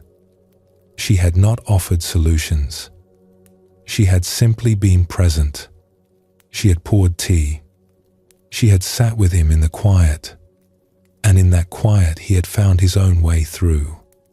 This is what happens when someone trusts the space between words, when they do not rush to fill the silence, when they allow the other person room to breathe, room to think, room to feel whatever they are feeling without the pressure of being fixed or explained. The silence itself becomes a kind of conversation, a kind of care. What the tea house keeper had learned through years of her own quiet sitting and her own patient practice, was something the Buddhist teachers point to again and again. That presence itself is a kind of gift. Not doing, not solving, not even understanding. Just being fully, completely present with another person, without agenda, without judgment, without the need to make anything happen. That alone can be enough to change someone's day. Sometimes it can change their life. There is a teaching in the Buddhist tradition about the way things naturally open and close. The breath opens and closes. The lungs expand and contract. The heart beats open and beats closed, over and over, all day and all night, without you needing to think about it. Even the mind, if you watch it closely, opens and closes. Sometimes it is wide and receptive, taking everything in. Sometimes it narrows and tightens, focused or guarded or afraid. And the teaching says, this is natural. This is not a problem to solve. The opening and closing is the rhythm of being alive. You do not need to force your heart to stay open all the time. That would be exhausting, and it would not be true to the way life actually works. What you can do is notice the rhythm. Notice when you are open. Notice when you are closed. And trust that the closing is not permanent. That the heart, like the breath, will open again on its own, in its own time, if you let it. This is such a kind teaching, because so many of us are hard on ourselves about the closing. We think, I should be more open. I should be more loving. I should not feel this tightness, this guardedness, this small, contracted feeling.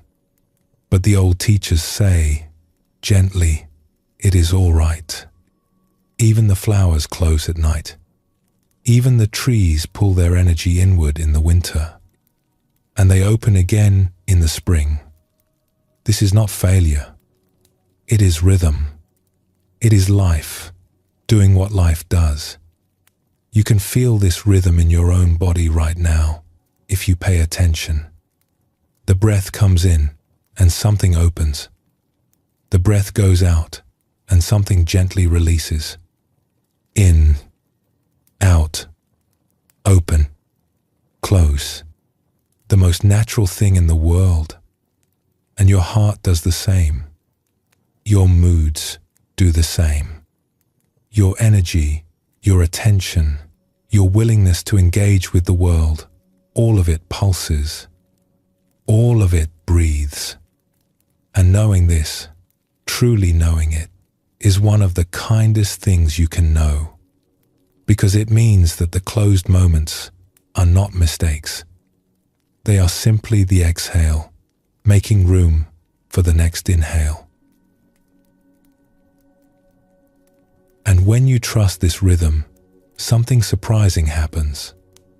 You become gentler, not just with yourself, but with everyone around you. Because you begin to see that other people are also opening and closing all the time in their own rhythms. The friend who was warm yesterday and distant today is not being unkind. They are closing the way a flower closes, and they will open again. The family member who seems guarded at dinner is not rejecting you. They are resting in their own temporary winter.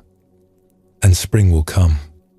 When you see people this way, with the eyes of someone who understands the rhythm, you become still water for them. You become the quiet surface that does not demand anything. That does not say, you should be open right now. That simply says, I am here.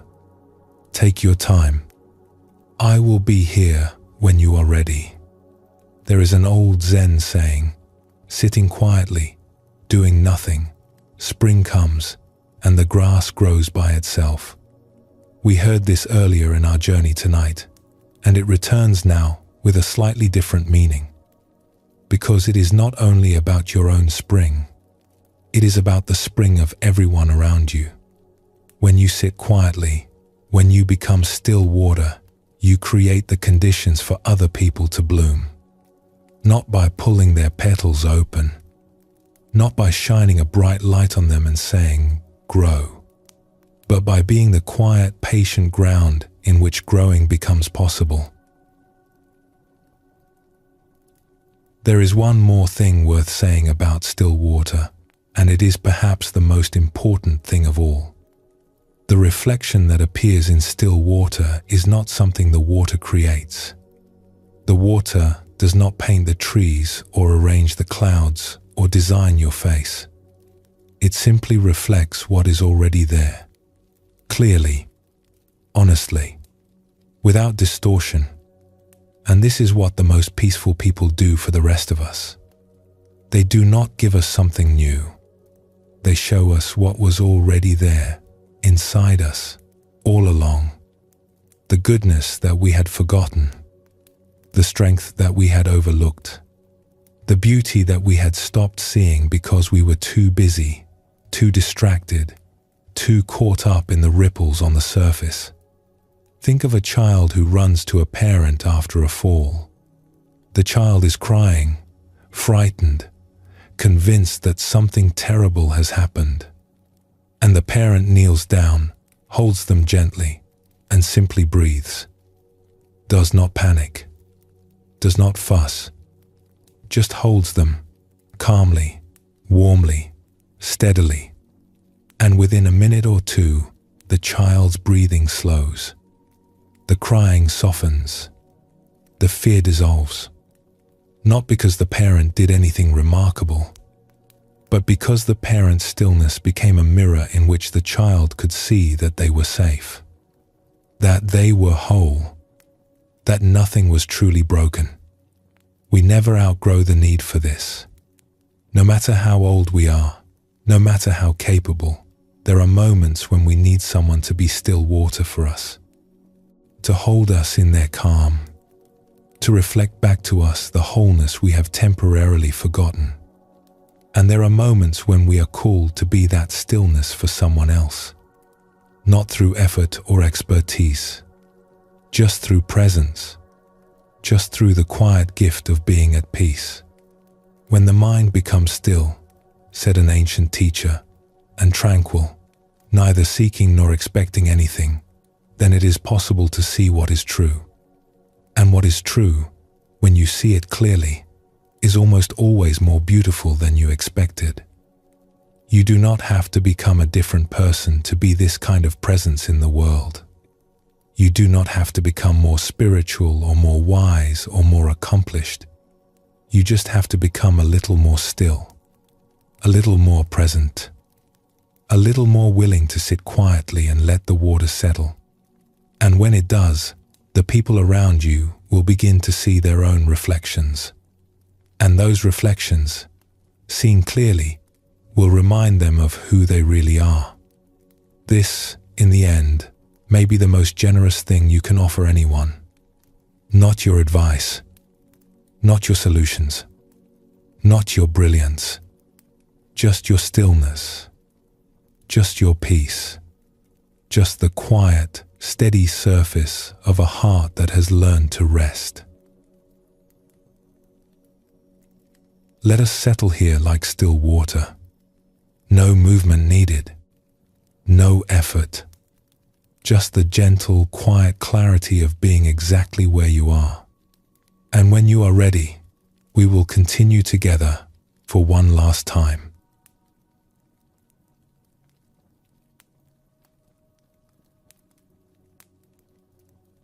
We have come a long way together tonight. We began with a river and a single drop of water falling through the air. We sat with an old monk and his broken cup. We walked along a tall wall and found a garden that was open all along. We heard the word wonderful spoken from the heart of an ordinary life. We sank beneath the waves to the stillness at the bottom of the ocean. We felt two wings, peace and compassion, holding us aloft. And we became still water, clear enough to reflect the world. And now, as the evening grows quieter, there is one more thing to explore. Something very simple. Something you already know, even if you have never put it into words. The seasons turn. If you have lived long enough to watch a garden through a full year, you know what this means. In spring, the first green shoots push up through soil that looked, just weeks before, as though nothing could ever grow in it again. In summer, everything is full and lush and almost too alive, buzzing with insects and heavy with fruit. In autumn, the colors deepen and the leaves begin to fall, and there is a beauty in the letting go that is different from the beauty of the growing. And in winter, everything rests. The ground is bare. The branches are empty. And if you did not know better, you might think it was all over. But it is not over. It is never over. Beneath the surface, in the dark, quiet soil, the roots are alive. The seeds are waiting. The life is there, resting, gathering strength for the next spring. And the next spring always comes. Your life has seasons too. You have had your springs, those times of new beginning, when everything felt fresh and possible and full of promise. You have had your summers, when life was rich and busy and full. You have had your autumns, when things you loved began to change, when you had to let go of something before you were ready. And you have had your winters, those quiet, bare times when it felt like nothing was happening, when you wondered if the growing was finished. But it was not finished. It is never finished. The seasons turn. And whatever season you are in right now, tonight, it is exactly the right one. It is doing exactly what it needs to do. And the next one is already on its way, quietly, patiently, in its own good time. And if you are lucky enough to have lived through a few full turnings, you begin to see the seasons, not just in your own life, but in the lives of those around you. You watch young people setting out on journeys you once took yourself. You watch old friends settling into the quieter rhythms that come later. You see weddings and new homes and first steps and last chapters, and you feel the great wheel turning, gently, steadily, carrying everyone forward. And there is something beautiful about watching this from a place of stillness.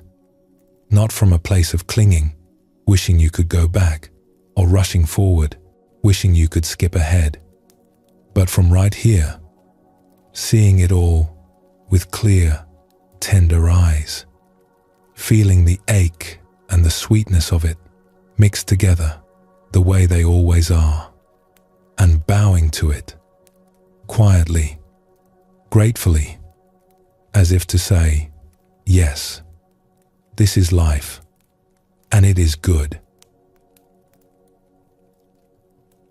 There is a teaching in the Buddhist tradition that comes as a surprise to many people when they first hear it.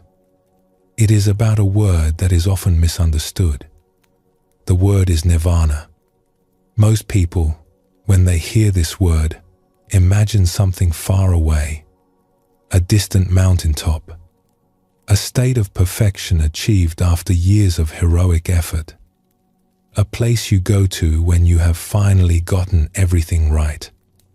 But the old teachers said something quite different.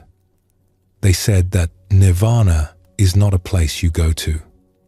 It is something you discover right where you are. And the way you discover it is beautifully simple. One old Zen master put it this way: when you realize the fact that everything changes and you find your composure in it, you find yourself in nirvana. That is all. Not escaping from change, not transcending it, not conquering it, just finding your composure in it. Just saying, yes, the seasons turn, and I am at peace with the turning.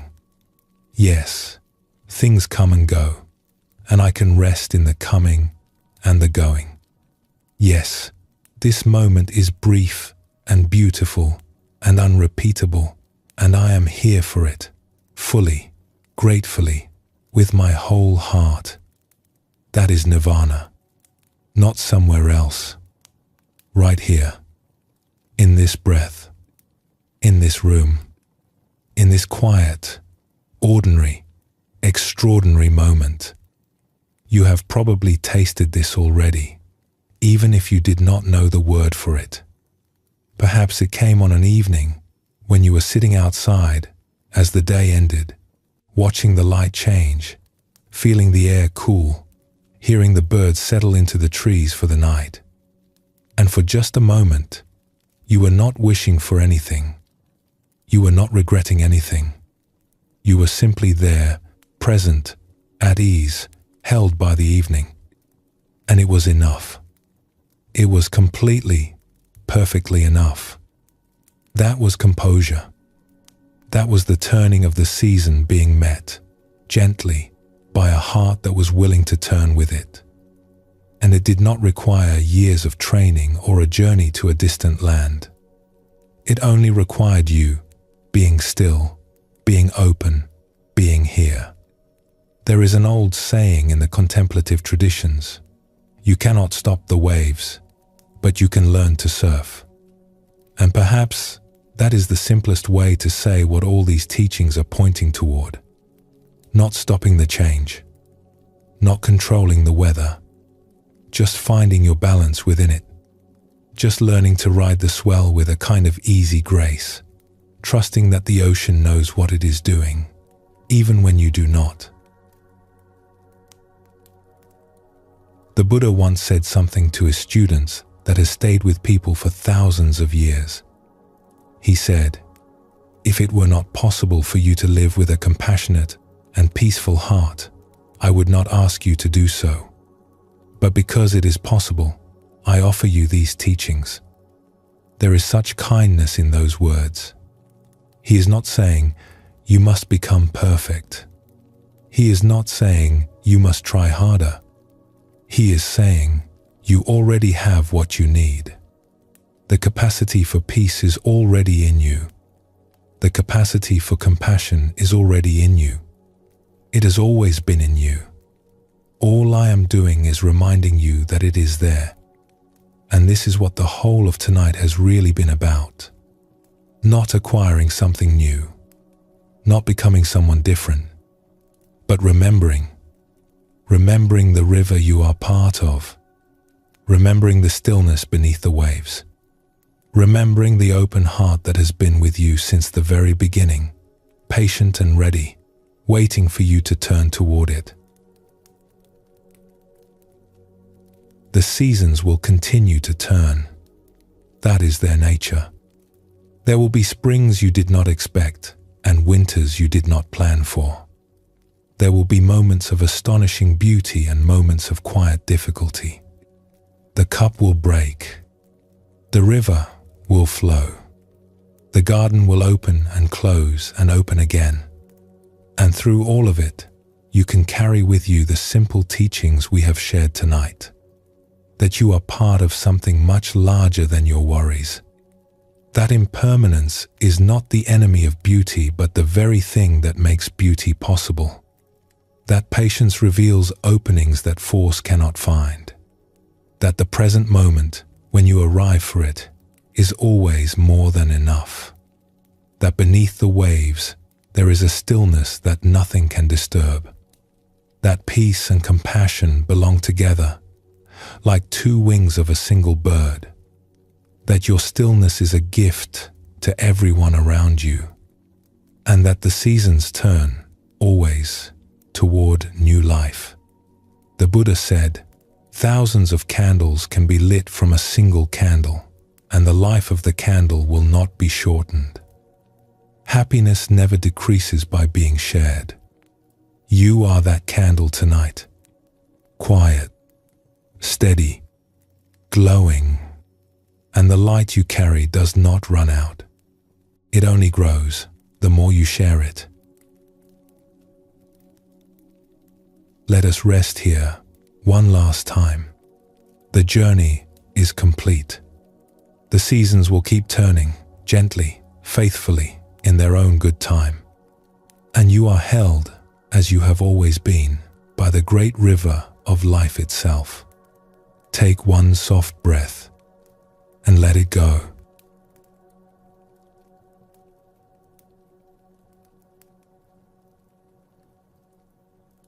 Thank you for being here tonight. Thank you for your quiet attention, for your open heart, for your willingness to simply listen and let the words find their place. We have traveled a long and gentle road together, from the waterfall to the broken cup, from the garden beyond the wall to a kitchen where a single word became a kind of prayer, from the depths of the ocean to the stillness of water so calm it could hold the reflection of the whole world. And through it all, one simple thread, that life is always flowing, always changing, always turning, and that the peace you are looking for is not waiting for you somewhere else. It is here. It has always been here. In the breath, in the stillness, in the tender, courageous act of showing up for your own life, just as it is. You do not need to hold on to anything from tonight. Whatever was meant for you has already landed, softly, on your heart. And in its own time, it will fall in. So let the evening carry you now. Let the quiet do its gentle work. Let your body rest, and your mind rest, and your heart rest. You have done enough today. You have been enough today. And tomorrow, the seasons will turn again, and you will meet them as you always do, with whatever grace and goodness you have, which is more than you know. Sleep well, and thank you for joining us here at Sleepy Monk.